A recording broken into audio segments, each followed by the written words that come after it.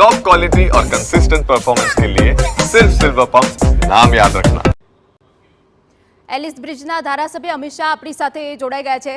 અમિતભાઈ, 2010 થી લઈને આ ઘૂસણખોરો જે દબાણ કરતા હતા તેના ઉપર આ સૌથી મોટી કાર્યવાહી છે, આપની પ્રતિક્રિયા?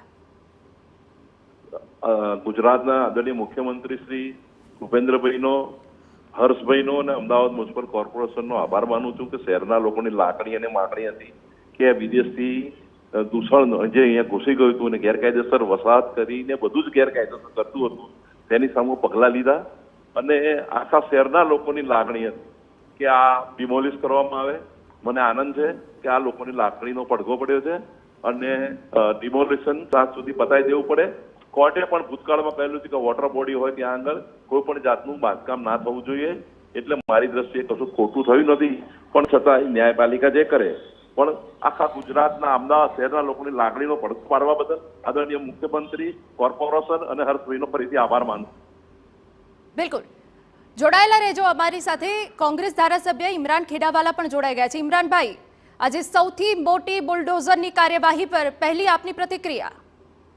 અમદાવાદ મ્યુનિસિપલ કોર્પોરેશનના વિસ્તારના અંદર ચંડોળા વિસ્તારની આજુબાજુના વિસ્તારોના અંદર ચંડોળાના ઉપર જે બાંધકામો ગેરકાયદેસર થયા છે તેને સરકાર તરફથી દૂર કરવામાં આવી રહ્યા છે।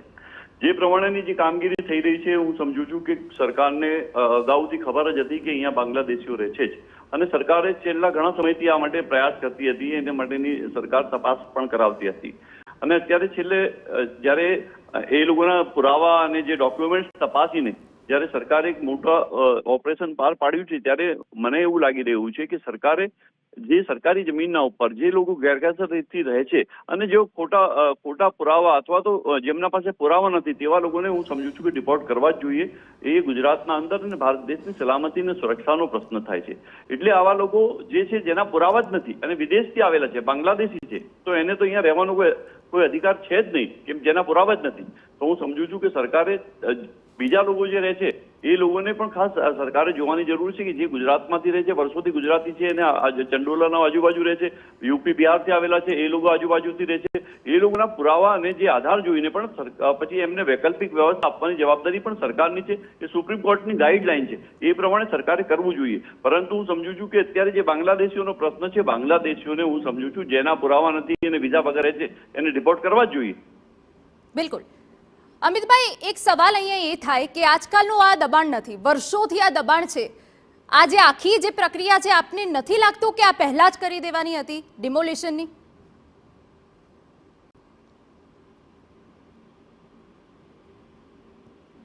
અમિતભાઈ, મારો અવાજ આવી રહ્યો છે?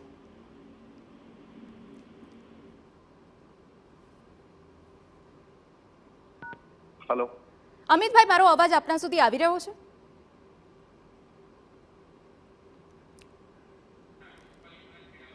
ઇમરાનભાઈ, આ સવાલ થાય કે આજકાલના દબાણ નથી, વર્ષોથી ગેરકાયદેસર દબાણ કરવામાં આવ્યા, તો અત્યારે જે આ કાર્યવાહી થઈ રહી છે બુલડોઝરની, એ બહુ પહેલા જ કરી દેવાની હતી જેથી કરીને આટલા બધા દબાણ તો ન થતા?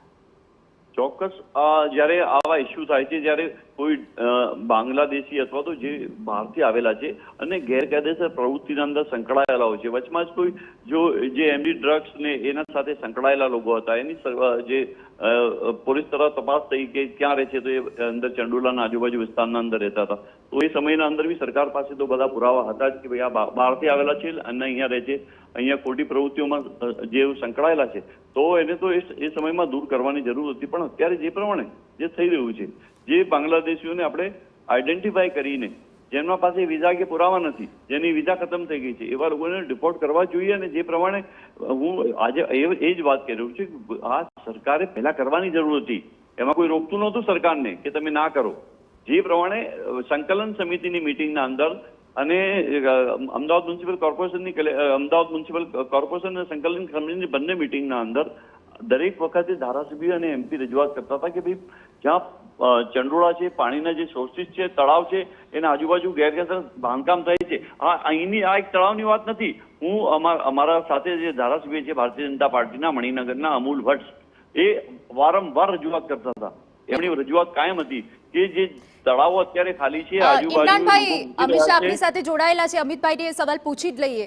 અમિતભાઈ, આપને નથી લાગતું કે આ આજકાલના દબાણ નથી, વર્ષોથી આ દબાણ હતા, તો સરકારે ખૂબ મોડું કરી દીધું આ પ્રકારની મોટી કાર્યવાહીને લઈને? બેન એવી છે કે કલેક્ટર સાથેના સંકલનમાં અમે દરેક ફેરી કલેક્ટરને રજૂઆત કરી હતી કે આ તળાવો ખુલ્લા કરવામાં આવે, પરંતુ એની ઉપર થયેલા કલેક્ટરે કમિશનરને અમદાવાદના 150 તળાવો સોંપ્યા છે, પરંતુ એની ઉપર બાંધકામો થયેલા છે, તો એ બાંધકામો કે હટાઈને મને આપો તમે.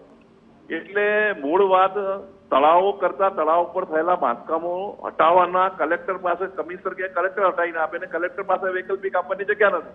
આના કારણે કેટલાક તળાવો અટક્યા છે, પણ તળાવના ચંડોળા તળાવમાં અમારી લાગણીનો માંગણી છે કે ત્યાં આગળ જોરથી ડિમોલેશન કરવામાં આવે ને બધું સાફ કરી નાખવામાં આવે. બિલકુલ બિલકુલ. અમિતભાઈ, આપે પણ એક લેટર લખ્યો હતો, આ જેટલા બાંગ્લાદેશીઓ ઘૂસણખોરી કરી રહ્યા છે એની શું અસર પડી? હા બેન, સફાઈ એની જ થઈ ને. અમે પાર્ટીમાં રજૂઆત કરી મુખ્યમંત્રી અને ગૃહ રાજ્યમંત્રી જોડે, અને જે રજૂઆત કરી એનો પડઘો પડ્યો કે લોકોની લાગણીનો, અમદાવાદ શહેરના લોકોની લાગણી હતી કે બાંગ્લાદેશીઓને પકડવામાં આવે. બિલકુલ. ઇમરાનભાઈ, આપ શું કહેશો? ખૂબ મોડેથી આ કાર્યવાહી સરકારની થઈ રહી છે, પરંતુ સરકારની આખી જે કામગીરી છે એને આપ કેવી ગણાવશો હાલ?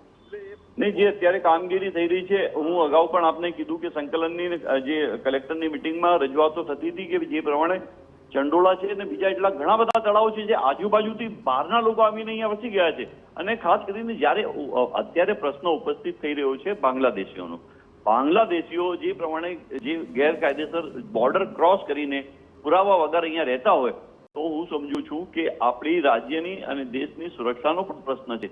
આવા લોકોના ઉપર સરકારે ખાસ જે કાર્યવાહી કરવાની છે એ બહુ સમય પછી આજે કરી રહ્યા છે. આ તો પહેલા જ કરવાની જરૂર હતી, પરંતુ અત્યારે ચલો કરી છે સરકારે જે કાર્યવાહી, એનાથી અમે જે કહીએ છીએ કે મારી રજૂઆત એ દિવસે પણ એ જ હતી ને આજે પણ એ જ છે કે જે આપણા લોકો બીજા ગુજરાતી લોકો છે એ લોકો પણ ત્યારે છે, એમના ડોક્યુમેન્ટ જોઈ લે. યુપી બિહારથી આવેલા છે, એ ધંધા રોજગાર માટે અહીંયા આવેલા છે, એ લોકો પણ અહીંયા રહે છે, એ પણ ગરીબ લોકો છે, એમના પુરાવાના આધાર જોઈ લે. અને જે પ્રમાણે આપણે કહીએ છીએ કે એમને સરકારે જ્યારે દેશના વડાપ્રધાન કહેતા હોય કે દરેકને વૈકલ્પિક વ્યવસ્થા મકાનની આપવી જોઈએ, તો હું સમજુ છું કે આ પુરાવાના આધારે જેના પાસે પુરાવા છે, જે ભારતીય છે, જે ગુજરાતી છે, એને હું સમજુ છું કે પુરાવાના આધારે વૈકલ્પિક વ્યવસ્થા. બિલકુલ ઇમરાનભાઈ, અમિતભાઈ, તમે અમારી સાથે જોડાયા તે બદલ તમારો આભાર. ઘૂસણખોરો પર કાર્યવાહી થવી જ જોઈએ, અને કાર્યવાહી હાલ ચંડોળા તળાવ વિસ્તારમાં થઈ રહી છે.